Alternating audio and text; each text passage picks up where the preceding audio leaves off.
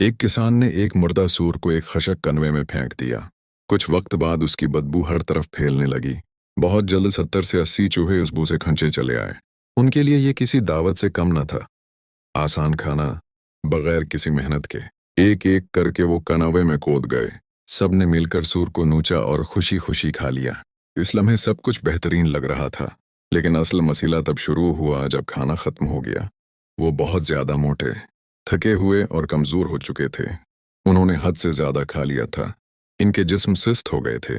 Conway की दीवारें खशक, हमवार और चढ़ने के लिए बहुत मुश्किल थीं। तब उन्हें हकीकत का एहसास हुआ। वो फंस चुके थे। दिन गुजरते गए। अब वहां कोई खाना बाकी नहीं था। भूख पहले से ज्यादा शिद्दत के साथ वापस आई। जिंदा रहने के लिए चूहे आपस में लड़ने लगे। फिर वो एक दूसरे को मारने लगे, और कुछ ही वक्त बाद वो एक दूसरे को खाने लगे। एक एक करके सब खत्म होते गए।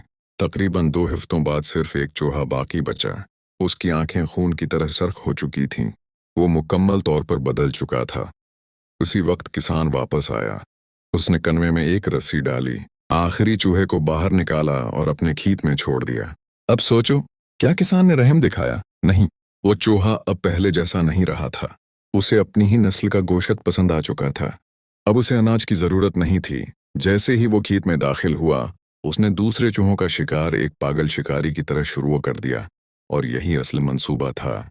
उसे तकसीम का जाल कहा जाता है, जहां ऊपर बैठे लोग खुद कभी नहीं लड़ते। वो सिर्फ ऐसा माहौल बना देते हैं जहां नीचे वाले आपस में लड़ते लड़ते खुद को तबाह कर देते हैं।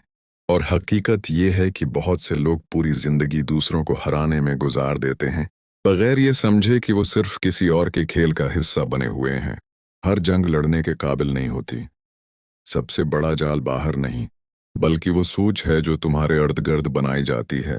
जब तुम्हें मुकाबला करने, दूसरों से नफरत करने या उन्हें तबाह करने पर उकसाया जाए, तो रखकर खुद से पूछो, इससे फायदा किसको हो रहा है? असल देहांत हर लड़ाई जीतने में नहीं, बल्कि ये पहचानने में है कि कौन सी लड़ाई तुम्हें फंसाने के लिए बनाई गई है।